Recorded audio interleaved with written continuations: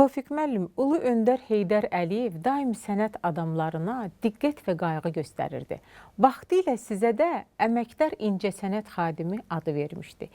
2000-ci ildə isə şöhrət ordeni ilə təltif etdi. Heydər Əliyevlə bağlı hansı xatirələriniz var?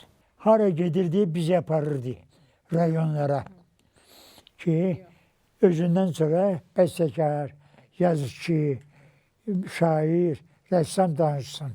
Elə kitabınızda da Heydər Əliyevin sizə ürək sözlərini görürəm.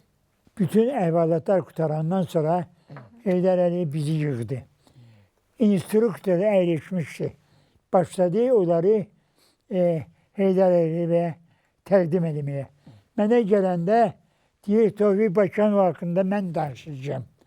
Düz 40 dəqiqə Abbasqulu Bakıxanov, Əhməd Bakıxanov atam, sonra məndən danışdı. Mənim ona borcum var, həyat borcu. Onun üçün bu yaxında böyük bir əsər yazdım, çap olundu. Heydər Əliyevin portreti yine bir yerdə. Həmişə bizimlə sən adlanır. Böyük əsərdir. Çox qonaqlar, xaricdən gələnlər də onu dinləyiblər, xoşlarına gəlib. Yəni demək istəyirəm ki, dünənlərdə mənə Kaliningraddan zəng ediblər. Heç ağlıma gəlmədi. Tofiq müəllim, biz sizin aprelin 1-dən böyük əsərlərimizdən ibarət konsert hazırlayırıq. Mənim üçün bu gözlənilməz oldu.